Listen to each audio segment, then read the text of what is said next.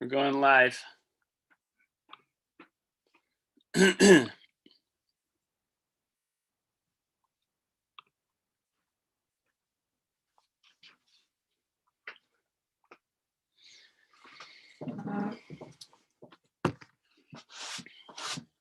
All right. For any of you watching this right now, you're probably watching this later. So just know that we are getting this live and then fast forward about 15 minutes like always. But today is going to be a class on the Euphorbiaceae. And so right now you can just watch the boring process of us getting this online and connected and all that jazz. Oops.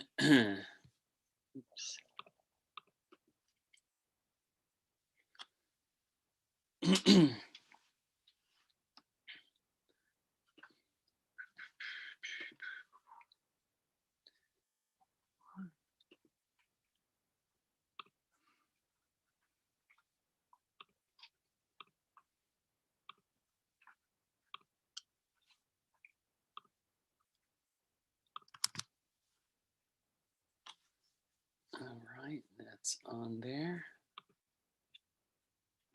It's live if you want. Yeah, you got it. I've got the website and the classes page.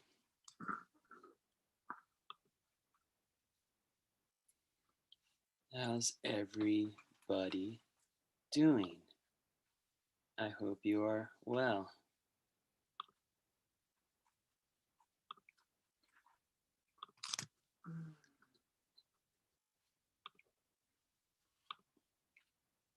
Okay, so it's on our web page. And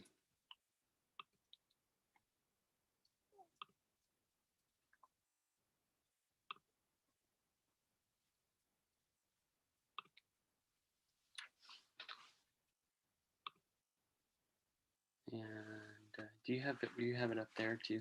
Mm-hmm. Okay.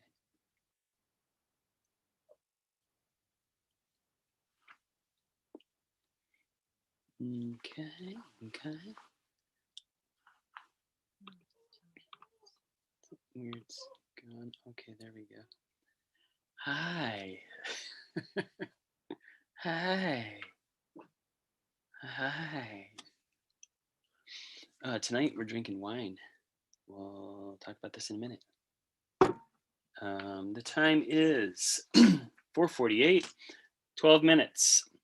If you're watching this later, fast forward. This is the boring part, which is just us getting everything online.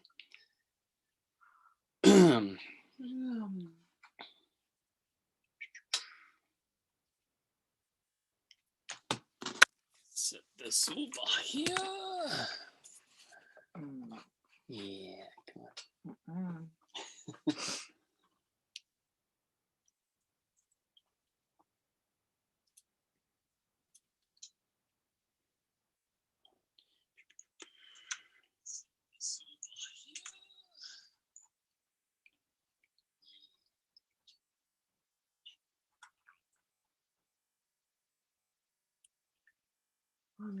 You got Facebook?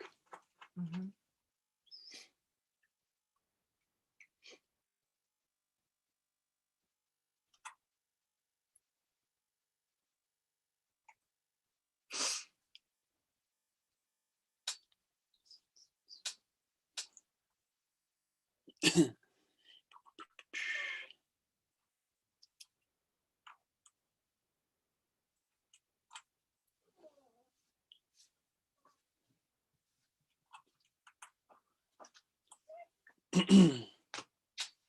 Okay, let's get into this wine, right?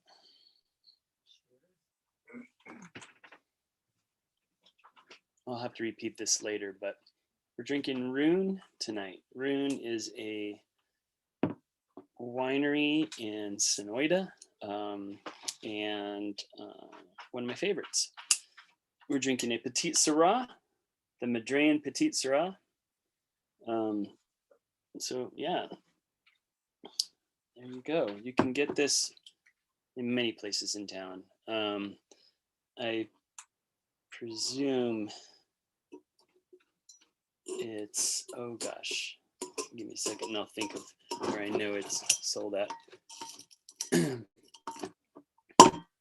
Probably Plaza, and often westbound, I mean, not westbound, but Tap and Bottle often has Ruin Wines, so probably there too.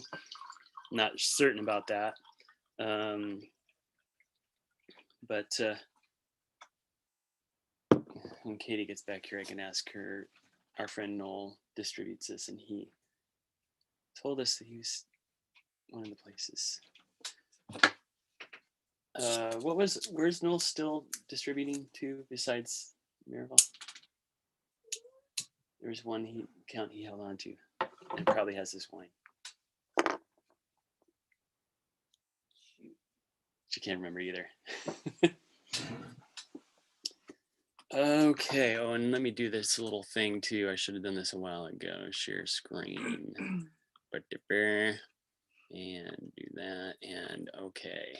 That way when people first come on here, they know it doesn't start till 5.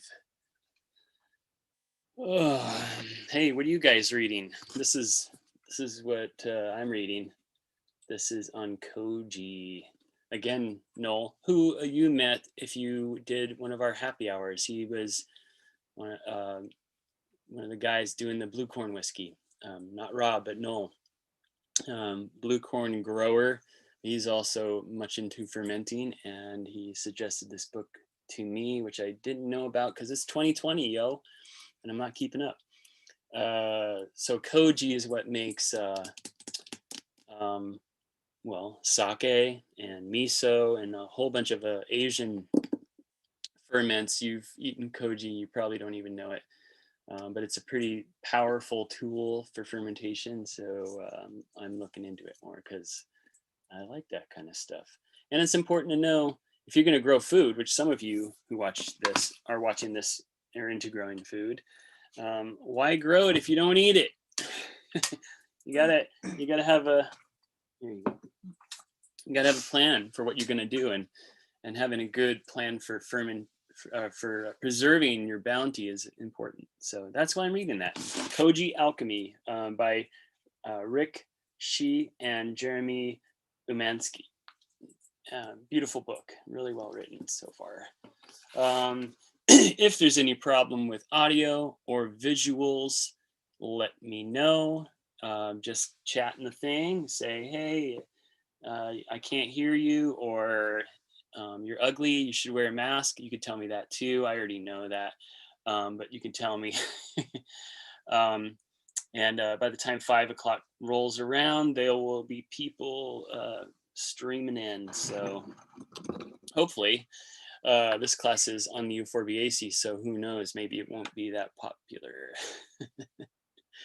Well, I mean, euphorbs are pretty popular plants, actually, right? Mm-hmm. Yeah.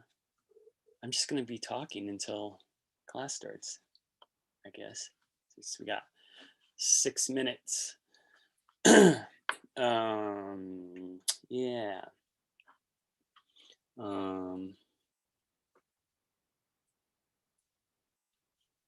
What euphorbs do you know? Do you know euphorbias? Do you know Euphorbiaceae? Do you know the difference? We'll talk about that, of course. But what do you know already? I'm going to have a drink of wine because I'll be talking so much soon I won't get a chance to. And Katie will get ahead of me. Oh, I should turn that off. That means we're making money. All right. Let's turn that off. Okay. Cheers. Cheers.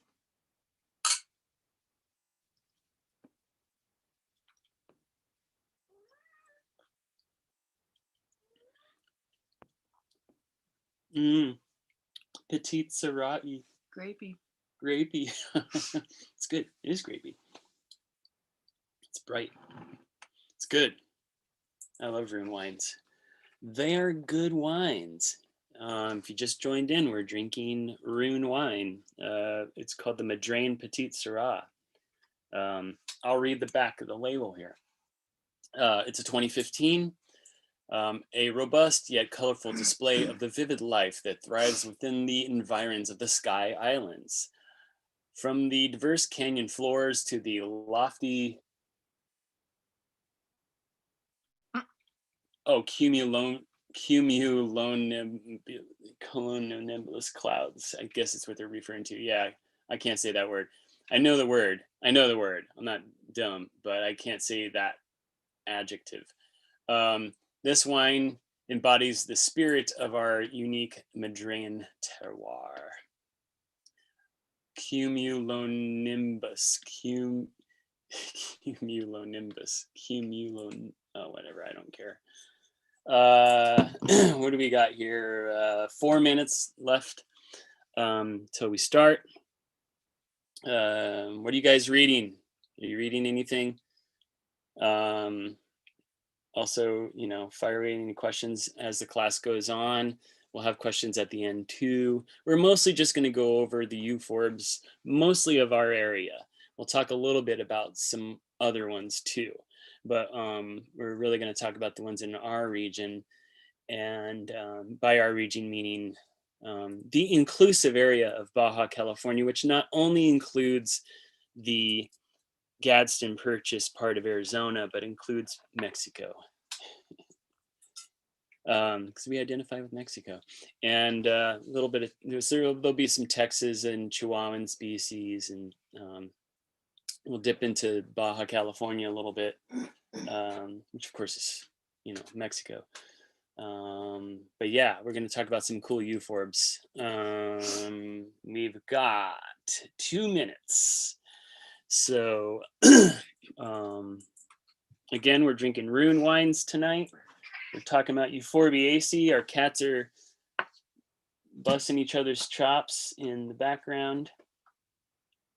We're here for your questions, and we got 2 minutes.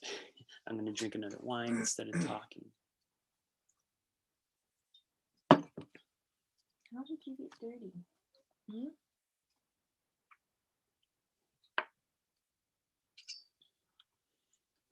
Maybe you do.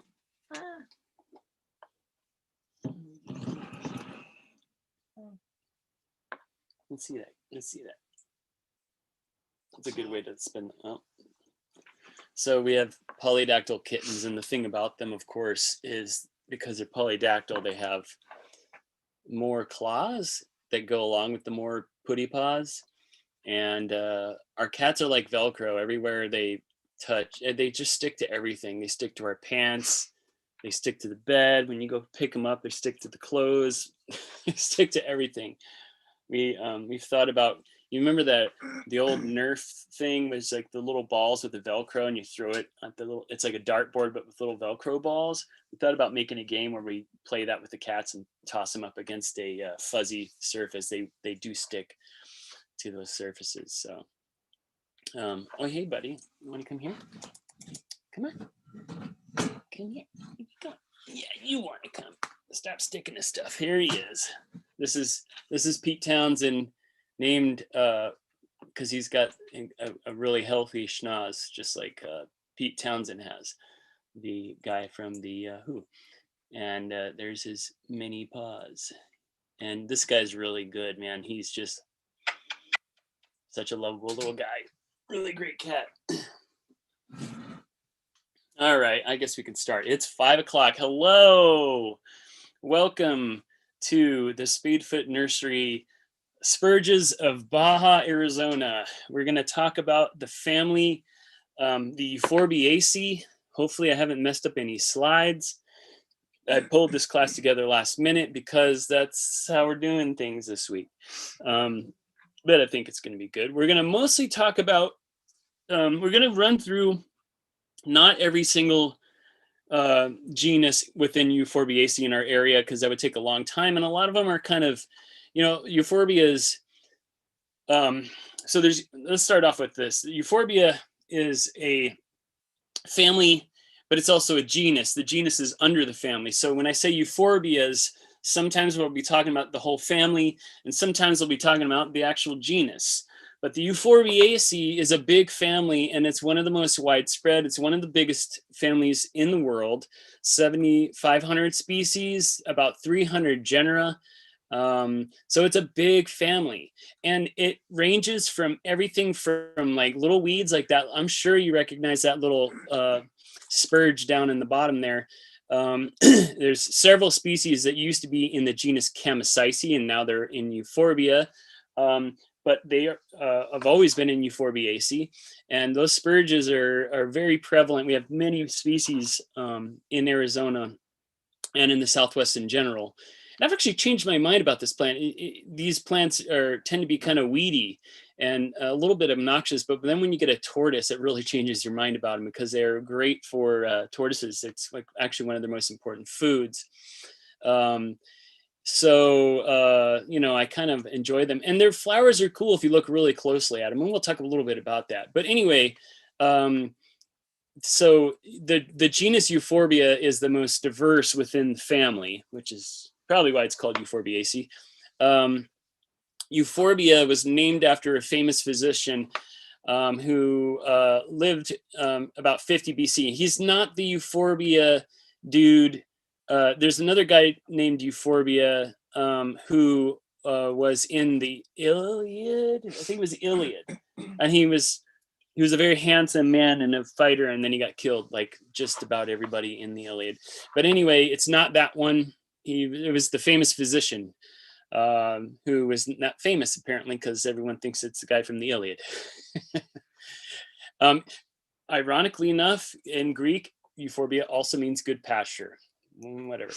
Okay, so we're going to talk about some famous euphorbs, right? This one, did you know that was Euphorbia? Not only is it in the family Euphorbiaceae, it's actually in the genus Euphorbia. And it's a plant that we all know. If you live in this country and you're here during October, November, December, or just anytime. No, really, if you're here during the holidays, this plant's everywhere. It's a poinsettia. And it's been bred like crazy to look the way it does. But if you let that thing grow and if it doesn't freeze, it'll end up looking like that. They can actually turn into trees. And I've seen specimens actually bigger than this too. I've seen them with trunks, you know, about a little over a foot in diameter. And in Mexico, they'll paint the trunks white, as they do with just about everything. But yeah, they become trees when there's no frost. So if you look at this tree in this picture, you can kind of tell that it actually must have experienced frost, or it got cut back at some point. But yeah, poinsettias actually become trees. Isn't that cool? Another plant that you have depended upon throughout your life, probably, if you have any use for natural latex in the form of many things, including condoms. But the latex now it's synthetically produced, but we used to have to get it from plants, and this was the main source. This tree was originally from South America, where it's actually originally from the Amazon, and then it was taken over to Southeast Asia, where it's mainly grown there. And there you can grow it in a major crop where they're all next to each other. In fact, this picture is from Asia. You can't grow rubber trees like this in the Americas. And the reason is they tried to during World War II. The Japanese took over the Southeast Asian plantations of rubber trees. And during that time, you couldn't win a war without rubber. Rubber is in everything. Gaskets. I mean, if you start thinking about the applications of rubber in our lives, it's huge. And so when the Japanese took over these plantations in Asia, we were hurting for it. And they tried to grow monocrops of rubber trees, Hevea brasiliensis, in the Amazonian areas, and they died. And why did they die? Because in nature, in its natural environment, this tree is never next to another one of itself. In the tropics, they're so diverse that the next Hevea brasiliensis is going to be pretty far away. So there's not a lot of opportunity for disease transmission. So anyway, for some reason, those problems don't occur with that disease, whatever it was that kept them rubber trees from growing in the Americas, doesn't occur in Southeast Asia, or at least they were able to control it. So anyway, and I can go on a whole lot about rubber. I know more than I should know about that. But this is a Euphorbiaceae. And what do Euphorbiaceae have in common? Besides some flower structure things, one of the things you might notice about almost just about every Euphorbiaceae plant is that it yields latex. If you cut the stems, you'll get a milky sap. So that's latex. Here's a tree being tapped. Kind of cool. You may have seen these plants, but this is actually like, I think it's the 5th most important crop in the world. And as far as starch crops, it's like up there, like maybe number 2 next to corn or something like that. And it's funny because you don't see it that often here. When you do see this plant in the US, it'll usually be waxy because they painted it, or they put wax around it to have it keep a little longer. But this is yucca root, or cassava. And it's a manihot. A manihot is a cool genus. We've got some manihots native to Arizona, which we'll talk about. But manihot is a Euphorbiaceae, and it's a cool looking plant. Here is what the top looks like. And those swollen tubers are, underground. And so anyway, this is the source of something that you may have encountered: tapioca. There's tapioca there. Cassava root is a very starchy food that it's used all over the world. And the applications of cassava in South American cooking, even up into Mexico, is really huge. I mean, they use it for a lot of things. And here we barely know about it. And when you try to cook it here, if you've ever tried to experiment, as I did when I was in my 20s, I remember picking up one of those and like, what's this? And I tried to take it home and bake it, and it's weird if you don't know what you're doing. You should do research before you play around with it as a food. But it's cool, and you could grow it here. Actually, it's needs frost protection, but it's a cool plant. Now, you may have heard about this plant if you haven't encountered it. If you've ever heard of the Mexican jumping bean, this is a Sebastiania, which we have our own species of Sebastiania in Arizona, which we'll talk about. But this one is a Mexican species, and this one shows up in Sonora, just south of us, Pavoniana.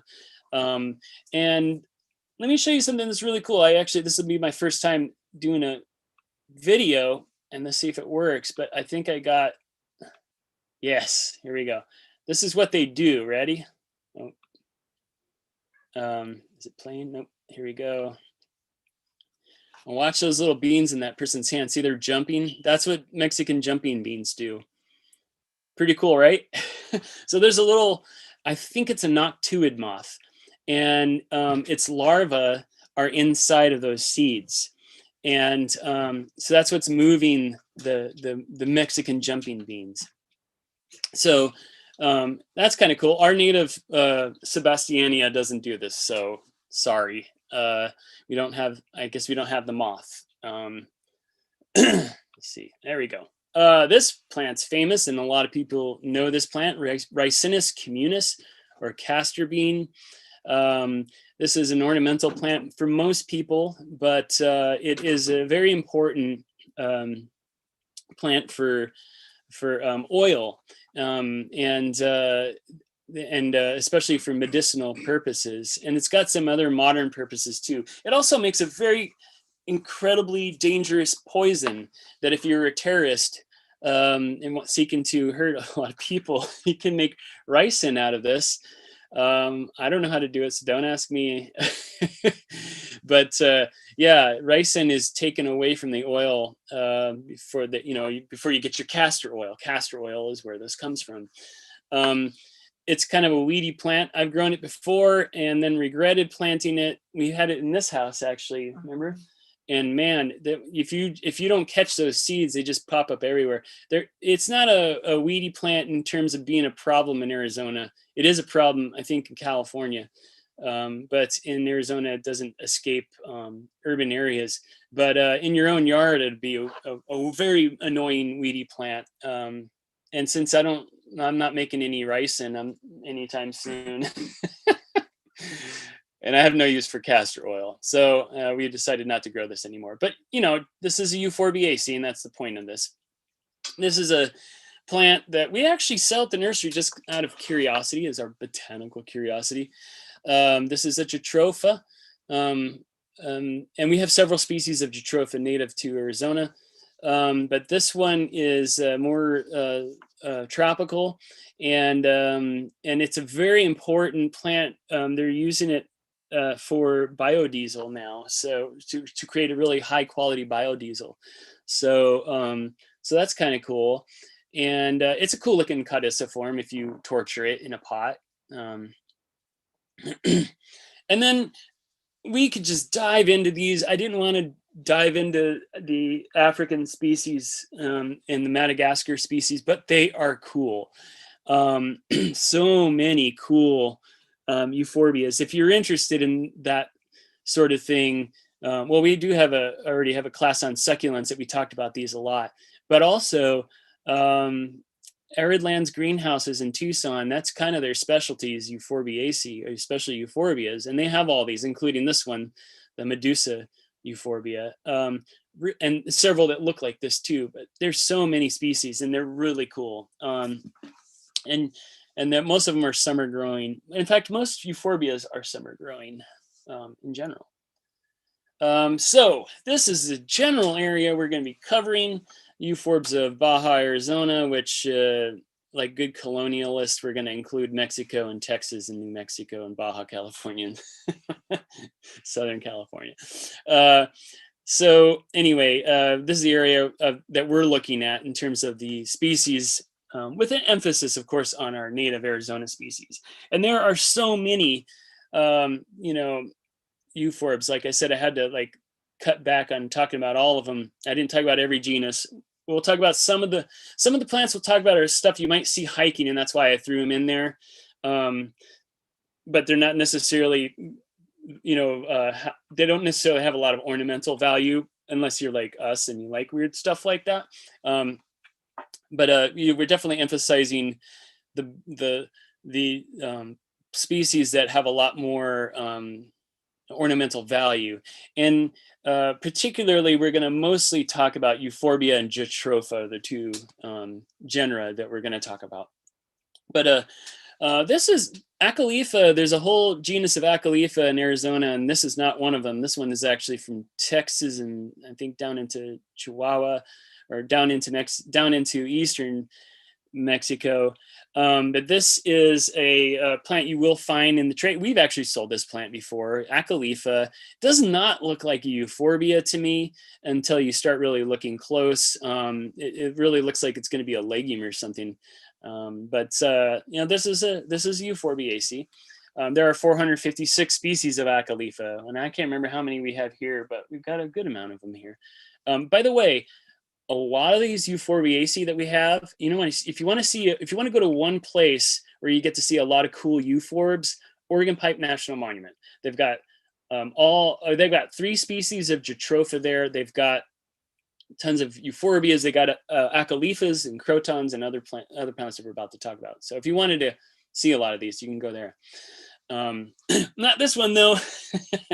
This is not in Oregon Pipe, and I wish it was. This is in Baja California and in Sonora. This particular one is in Sonora, Brandegii, Adelia, and they almost kind of look like ocotillos, kind of succulent leaves, just a cool stem caudiciformish kind of plant. There are 10 accepted species. Brandegii in the picture is one of them. This is another one, Obovado. And I have actually seen Obovada sold by the Desert Museum, I sold a few plants some time ago. Someday we'll sell them. You know, if I get a plant we can start making cuttings on or something, we'll start growing this. It's a cool plant. Obviously, I mean, look at it. Bernardia. This is kind of a diminutive little plant, although they can get kind of shrubby in some areas. But like if you're out in the Tucson Mountains, this species, Bernardia incana, is out there, and it's, you know, you'll definitely, if you're nerdy about plants, you'll definitely notice it and you'll wonder what it is. And if you look closely at the flowers, you might even say, hey, I think that might be Euphorbia or Euphorbiaceae. There are 73 species of Euphorbia. Of Bernardia, and you'll probably see this in the Tucson Mountains, which is why I put it in here. Nidoscalis. Okay, I said mostly we're going to talk about Euphorbia and JATROPHA, but as an important, really cool landscape plant, this is great. It has stinging hairs. What more would you want in a plant for your landscape than a plant with stinging hairs? We like stinging hairs. We've sold this plant at our nursery. It's Mala Mujer, although Katie and I have always thought it should be called Mala Muchacho. 94 species of Nidoscalis, including one that's edible. But I should put a picture of that one in here. We've got that plant here that we're growing. It's something you boil the leaves and it's like a spinach, and it's not found in nature anymore. It's probably a selection from some wild species that was cultivated long ago. Anyway, Nidoscalis is a deciduous plant. So it's got an underground tuber, and right now they're not above ground. Like we have some plants at the nursery here at the growing area that we'll offer for sale once they're ready. And we sold a few of these last year, but you know, we're trying to make these more available because they're just so cool. They come up in the spring and they have these beautiful, you know, this picture doesn't quite do it justice. There's some white markings on the leaves that are really gorgeous, and the flowers are really pretty, and they attract it's a really great a fantastic nectar plant. In fact, all Euphorbiaceae are fantastic nectar plants. And a lot of these native euphorbs with the bigger leaves like this are larval hosts for some really cool moths, particularly Rothschildia cincta, I think it is. A giant, beautiful moth that doesn't get too far north, basically wherever the food plant is. So, you know, grow it for that reason. But anyway, yeah, this plant, you can see a lot of this plant growing around Patagonia Lake if you want to see some. That's where it's kind of easy to get to. Right off the parking lot, you can see them growing. You know, just don't touch them too much. Or if you're like me, touch them a lot. Croton. There are 1,195 species of croton, or accepted species. This one is the one you'll find quite common in Oregon pipe in the Ajo Mountains. And it's got this nice coloration in the winter time, or in the early spring, it's still this way. If you go there now, it looks like this with the yellow reddish leaves. And then during the monsoon, it gets a lot greener looking.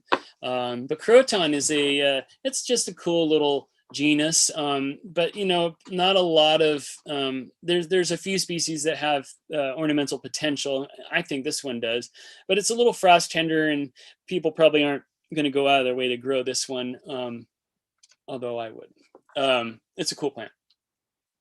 Ditaxis, I put this in here because you probably see it if you're hiking, again, in the Tucson Mountains or wherever, the foothills. It likes those rocky soils just like the Bernardia does. I just threw this in here. There's 50 species of Ditaxis. Okay, JATROPHA. So JATROPHA is one of my favorite genera ever. Like, I love JATROPHAs, and I can't tell you why so much. I guess they're caudiciforms, so I like caudiciform plants. A lot of them have peeling bark.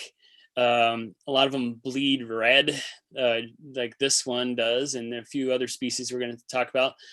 Some of these are called sangre de Cristo or sangre de Drago, because their sap, when it gets oxidized, turns red. It'll really stain your clothes if you get it on your clothing. But there are 188 species. This species is the most common one in our region. It's all over the foothills and in the flats. You'll see it in ironwood forest, all over the place in ironwood forest, all the whole northwest side of Tucson. It's all over, at least the parts that they haven't turned into housing divisions. But and this plant doesn't ever get rescued, except this summer we helped rescue a bunch, and that therefore we are going to have some of these available this year, probably when they wake up in May or June. They have a long dormancy period, so they just look like a bunch of rubbery succulent stems. And then they get these really glossy green leaves in the monsoon season. I don't know why I love this plant so much, but I do. I just love this plant. It's suckers too. They make colonies. And in fact, this species does not set seed very often. So it depends very highly on vegetative propagation. So you'll see them suckering all over the place. Sorry, kitten. JATROPHA cardiophila. This species, the next three species I'm going to show you are all in organ pipe. So this is number 2. This is JATROPHA cinerea, and this one has a silvery leaf. This will stay evergreen in a warm spot. In cold weather, it'll drop its leaves. But if you have a protected, like a spot protected from frost, it'll keep its leaves. And they can surprisingly take some colder temperatures. I mean, down into the definitely below frost and into the 20s, and even into the low 20s with some stem damage. They certainly come up vigorously. And back when I used to feed moths in the 90s with a friend of mine, we used to collect this. There's a plant on campus that we used to hack at it all the time, and use it to feed moths. I think it was Rothschildia. Anyway, it's a cool plant, and we sell this plant usually. We have some, but they're dormant right now, I think. JATROPHA CUNEATA. We definitely have some of these for sale right now. This is one of the coolest JATROPHAs in our region, especially. But even worldwide, as JATROPHAs go, this is a weirdo. It's just got a weird craggy growth. It's verdant green during the monsoon season, and then the fall and winter and spring, it's kind of mottled with green leaves and little yellow leaves, so you get some color out of it that way. The trunks get iridescent looking and succulent and fat like a bursera. If you know elephant tree, sometimes people confuse this with elephant trees. Very cool plant. Marginally, I mean, it's tender to cold, but like I haven't covered ours at our house yet this winter, and no damage. And we've had those plants for a couple of years. I think I was more careful last year. These plants can take a little bit of a frost with some damage. Well, this year it hasn't even gotten damage. In fact, the leaves are still green, so it hasn't even been cold enough to knock off leaves. And we've gotten down below frost for sure.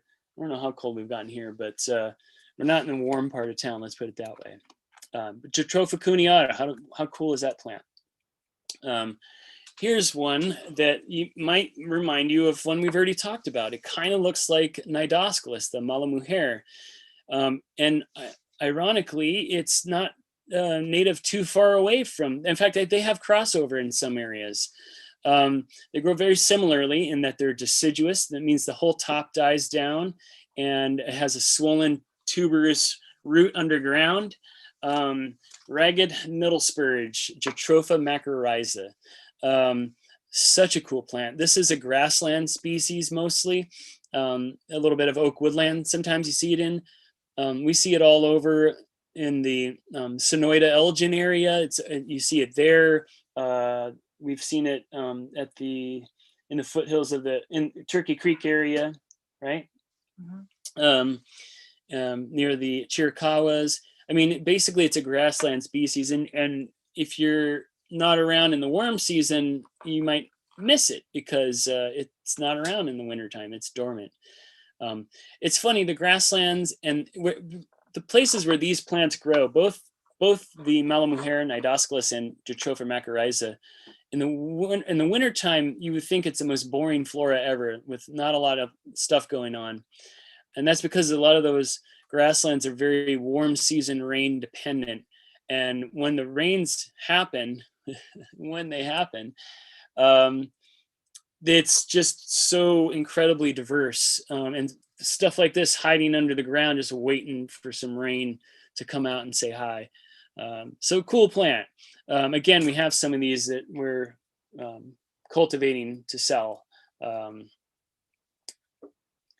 This is a cool plant. We've had this for sale at the nursery. I don't think we have any more right now.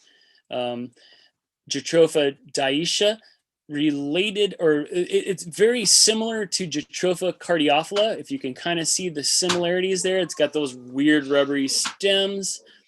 It's got, it goes dormant half the year. Actually, this one doesn't stay dormant as long as cardiophylla does.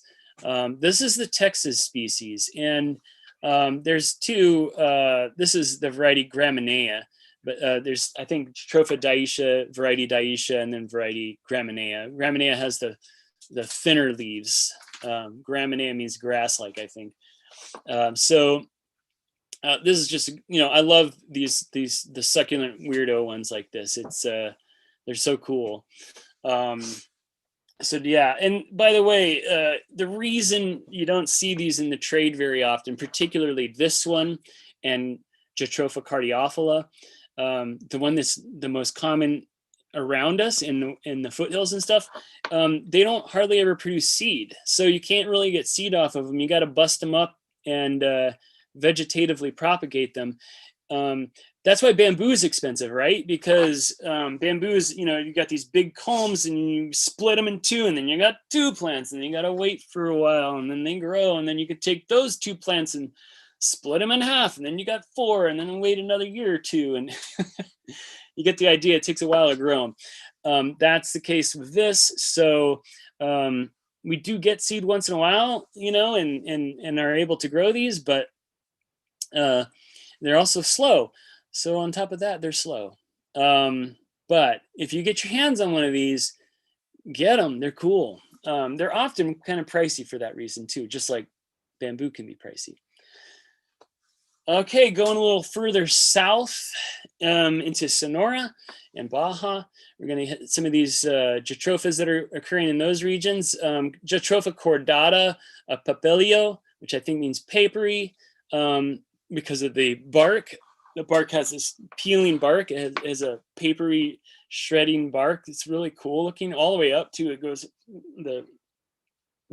it's not just the base of the trunk that's like this. Is the whole trunk will peel like this. Really shiny green leaves.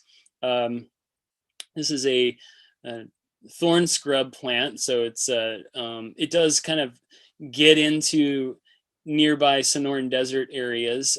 It's in the Sonoran Desert areas, but it's frost tender, so it does need protection from frost.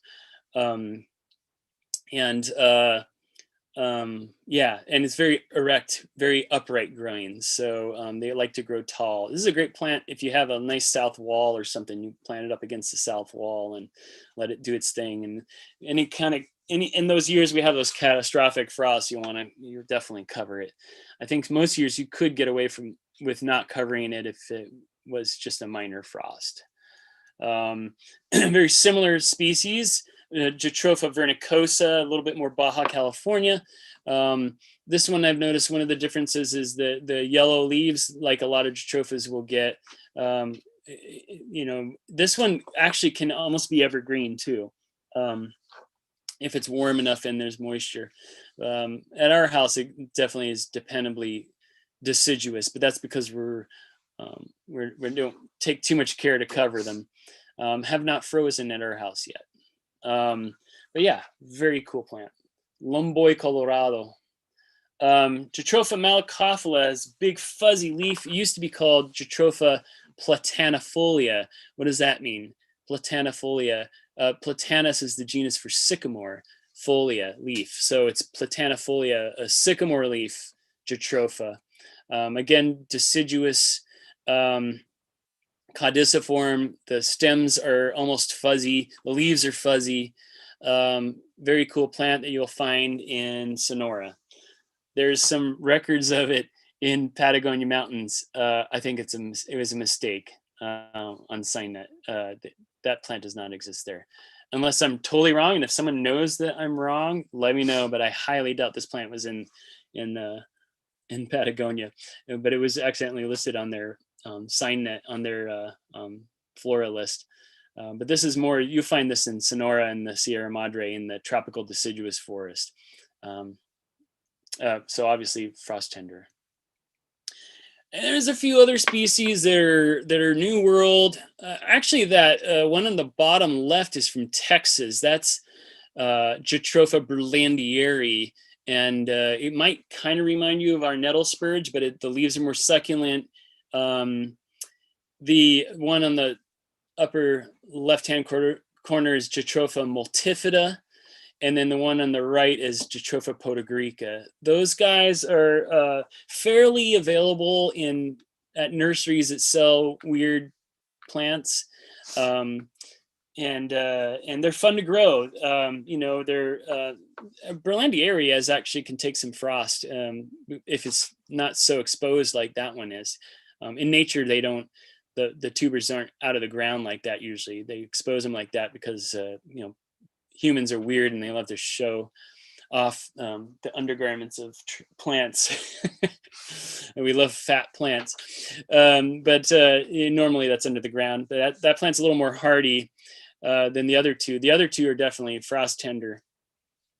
Easy to grow though. I've grown them before, and they go dormant in the winter, so you can take them inside and let them sit in a Arizona room or something until spring comes. Pretty cool plants. MANIHOT. I used to use this as my handle for a lot of things back in the 90s. And I think people thought that I was trying to say, man, I hot. I wasn't trying to say that. I was just trying to be botanical, but people thought I was trying to be funny. There's 107 species of manihots, including cassava or tapioca that we talked about earlier. And if you remember what the leaves looked like on that plant, they're very similar to this one. Manihot angustiloba is fairly common in rocky foothill areas and cliffy, warm, protected spots in the Santa Ritas and the Bavaquiris, and I believe they're in the Huachucas. And maybe the Chiricahua, but they're southern Arizona in the protected rocky soils in foothill areas. And just a cool plant. If it didn't have frost, it would get taller, and it does in Sonora. The manihots naturally just want to kind of grow very erect and upright. But the species that have burped their way up to Arizona, into southern Arizona, are kept squat, much like if you know Erythrina, the coral bean.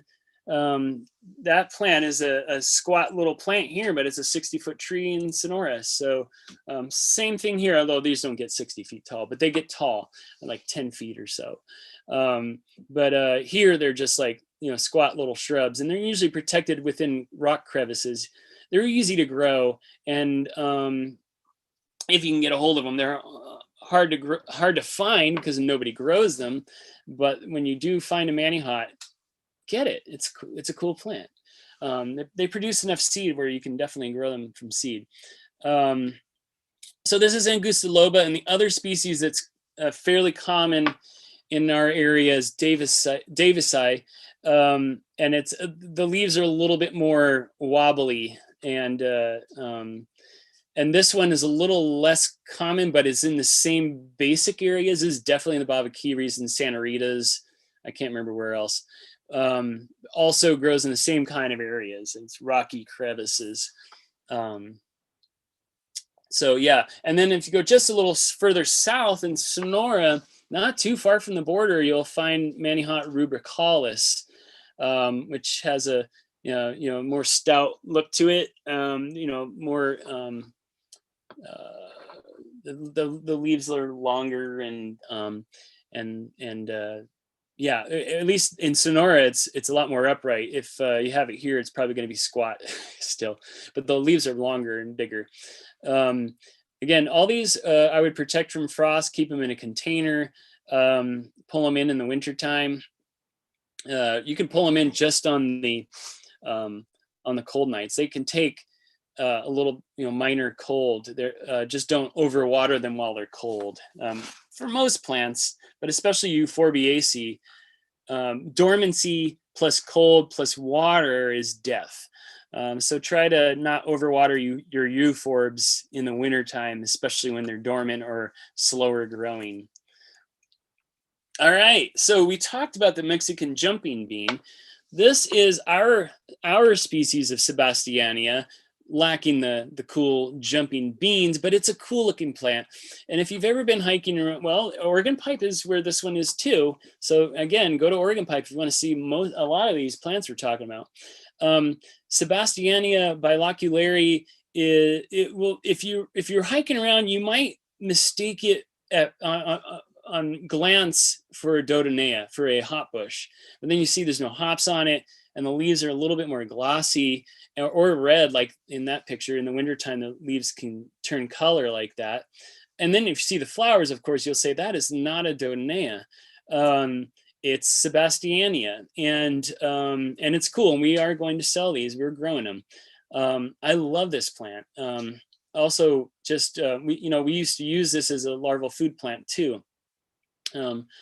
And actually in Sonora, in Oregon Pipe, if you look out around these shrubs, you'll find the moth cocoons around it. So very cool plant. Sebastiania biloculare. I don't know a common name for this plant. What have we been calling this thing? Sebastiania. This little guy is just something I put in here because you probably will come across it. My kids love to touch this plant because it has stinging hairs. So I showed them that right away. Tragia nepetifolia. There's 152 species of Tragia. So it's, it's not the most showy plant in the world, but you might wonder what it is if you see it, especially if you see the seed pods, which are kind of spiky with those little stinging hairs. I believe that it's histamines that the stinging hairs have on Nidoscelis and this, the same chemistry that causes allergies. Euphorbia, finally, I saved the best for last. Euphorbia, well, I don't know, JATROPHA is pretty up there. But anyway, Euphorbia, the biggest for last. So Euphorbia is an extremely, extremely varied and diverse genus of plants. This one, or at least plants like it. Most of these were called Chemisiceae before they were turned into Euphorbias. But there's several species of these, and they're mostly low-growing, mat-forming, kind of weedy. They're mostly annuals, and they're warm season annuals. They grow with warmth and moisture, especially, and it's there's a lot of them. You don't have to get to know them all. My mentor, Richard Felger, of course, wrote some important papers on this with this guy Victor, and but he used to, dad jokes. Richard Felger was kind of like a father to me in a lot of ways, and he had his dad jokes, and one of them was, if you want to know Euphorbia, just look at its nuts, and he'd laugh about making a joke about plant nuts. Anyway, so Euphorbias, they got nuts. Euphorbia albomarginata is one of the prettier ones. So a lot of these little Chemisiceae Euphorbs, you know, are not necessarily looked upon as nice plants. They're kind of considered weeds, and especially in plant nurseries. Some of them are really nice though. Like this alba marginata is a really nice little plant, and when it's in full flower in the monsoon season, it's just a gorgeous little thing and a really important nectar plant. So you know, don't frown upon them. They're native. They're more native than you are, but you know, sometimes it can get out of control. But if you have a tortoise, again, feed it to your tortoise. The tortoises love this plant. It's really good for them. This plant, oh, I would love to get this into cultivation, and we are working on that. This is Euphorbia radians, and it has kind of two separate. I didn't get a picture in here of its leaf stage, but before it's blooming, it has kind of a leaf stage too, and looks totally like a totally different plant. But when it blooms like this, it's just gorgeous. If you want to see this plant in the wild, it's in the grasslands, so it's all over Sonoyta Elgin area, and just a cool plant. You know, obviously, like a lot of euphorbs, it likes rocky-ish soils, but you find it in grassland areas with some rocky soil.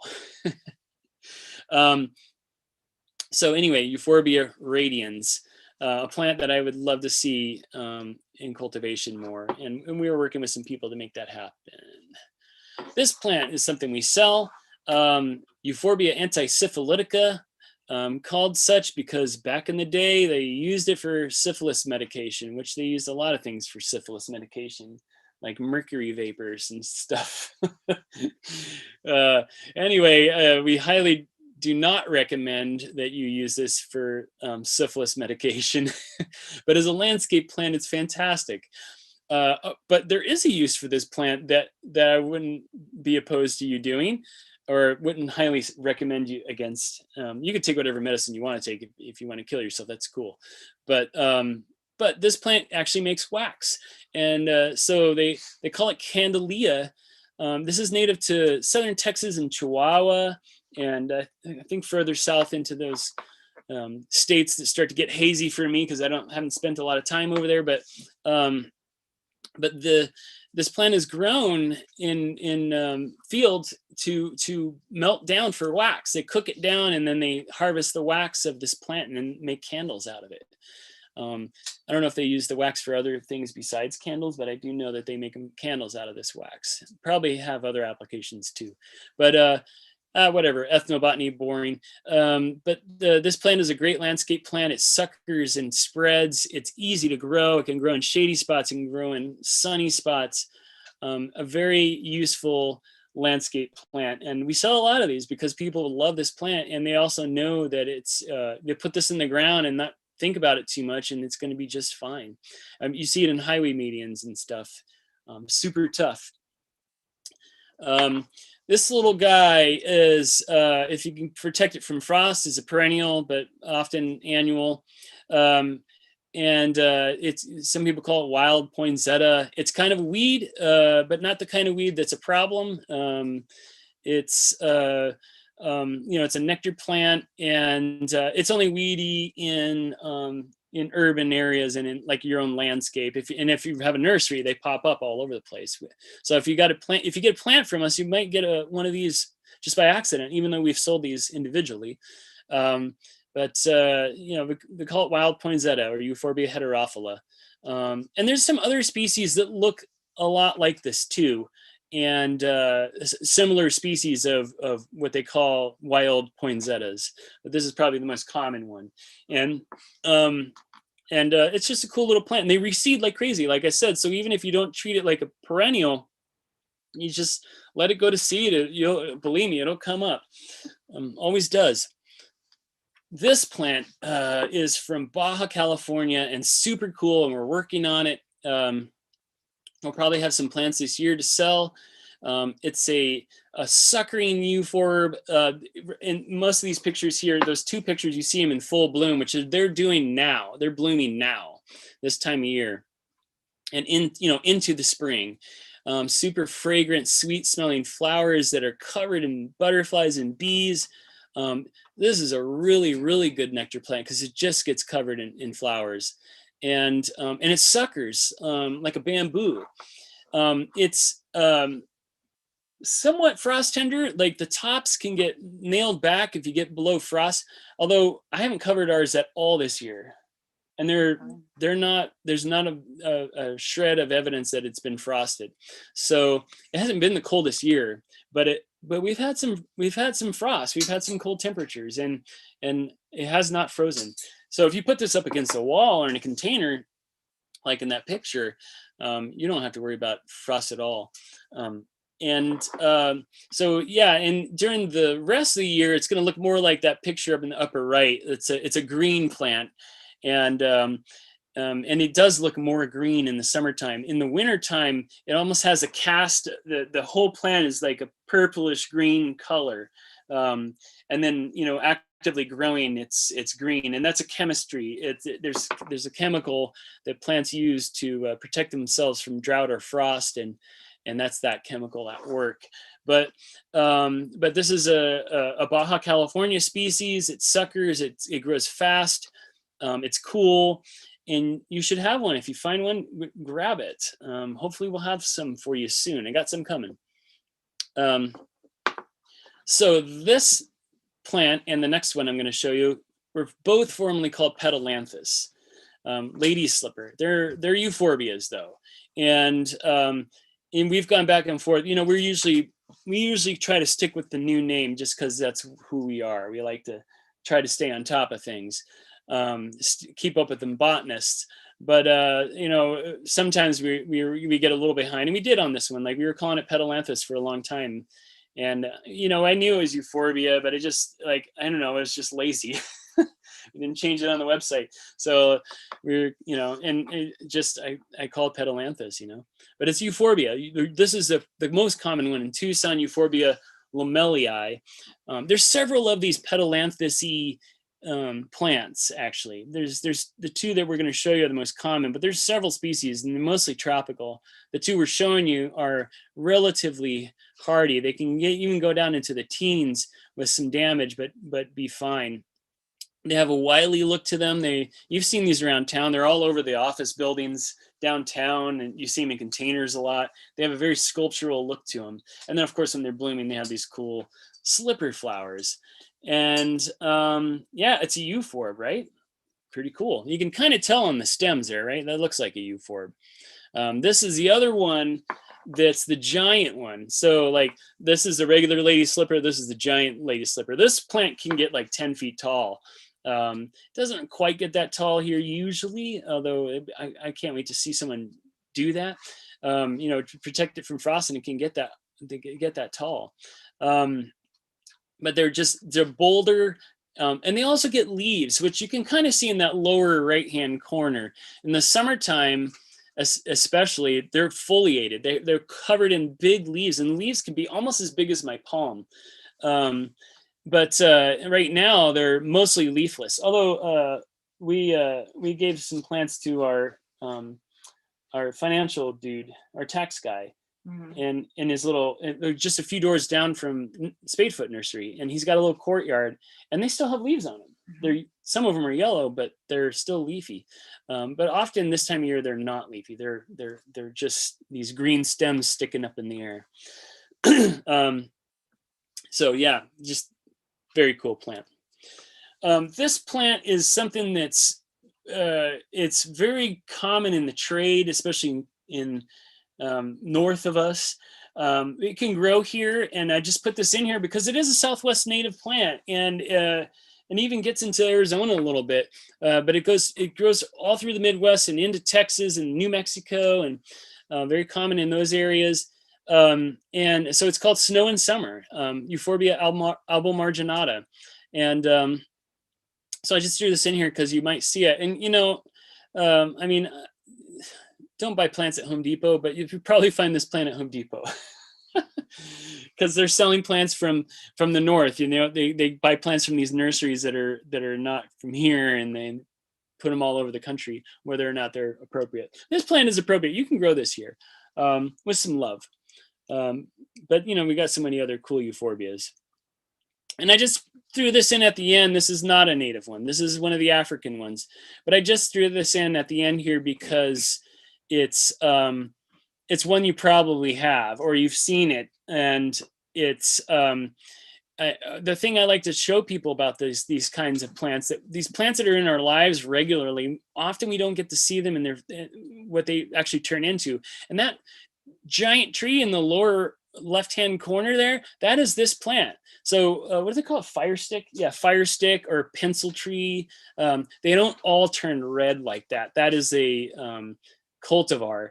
Naturally, they don't do that. That's just something that someone selected out of, they found some plants growing that way and they selected them and blah, blah, blah.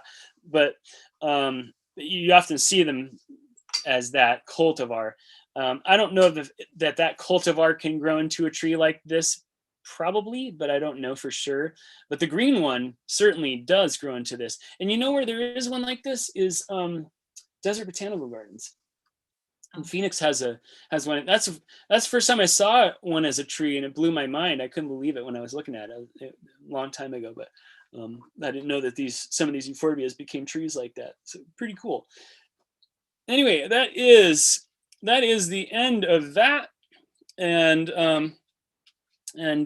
so they'll open this up to questions. If anybody has any questions, let me just take off this thingy barber. Oh, there it is. Okay, hi. So I got to give it a few minutes because there is as always there's a delay, but yeah, we love the euphorbias, and we sell a lot of the plants that we showed. I'm even going to try to grow that Bernardia. I have some seed of Bernardia that I'm going to try to grow and make available to you, all some of you nerds that would grow it. But we always have JATROPHAs. We always have euphorbias. We try to have MANIHOTs as much as we can. So they're just cool plants, and especially amongst plant nerds, you'll notice JATROPHAs are a thing for some reason, and I fall into that category. I don't know why I'm so attracted to them, but I am. But yeah, so we're open for questions. If you have any questions about anything, you can ask about other things too. And if not, then that's cool, because then I can drink wine and get ready for bed, because we get up early in the morning. But if any of you have questions about euphorbias or whatever else, let us know. In terms of availability, we'll have some more JATROPHAs in the spring, and especially into the summer when our JATROPHA cardiophyllas wake up. And our MANIHOTs, sorry, not MANIHOT, we don't have MANIHOT yet. Nidoscalus will have JATROPHA macrorrhiza, the nettle spurge will have that. And then we're working on some of those other species. So, but if nobody has any questions, hey, I'm going to drink some wine, and yeah, I'm going to have a sip of wine right now and just wait. And if not, then we'll see you tomorrow at the nursery when you pick up your plants, or next Thursday. What's classes next Thursday? Katie's going to look up our next class. I can't remember it at the moment. It's spring's very busy. We're writing on fumes because we're busy. It's kind of crazy.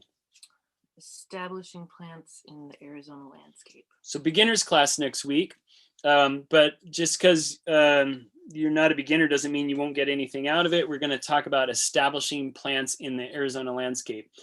So it's a little different than growing plants in other areas and getting plants established. So we're going to talk about how to plant things in general, and how to get them established, because you don't just pop a plant in the ground and then expect the rain to take care of it, right? So we're going to talk about that, and how do you figure out how much to water things, and all that jazz. What is the name of the plant starting with XAN? The plant that was Euphorbia xanthi, XANTI. So Euphorbia xanthi, and they probably call it like Baja spurge is probably the common name for it, or something like that. Yeah, winter blooming with the pink flowers, and someone's having a nice Bordeaux. Nice. Very good. That Euphorbia is a fantastic plant, and we want to make that one a lot more available than it is. So yeah, I think there's in California, Southern California, you see that plant in the nurseries there because it's native to Baja, so they're a little closer than we are to its native habitat, but they grow extremely well here. Like I said, we haven't even covered the plants yet. Yep. Cool. Well, I hope you all have a good week, and we'll talk about planting next week. And yeah, thanks for supporting us, and have a good day.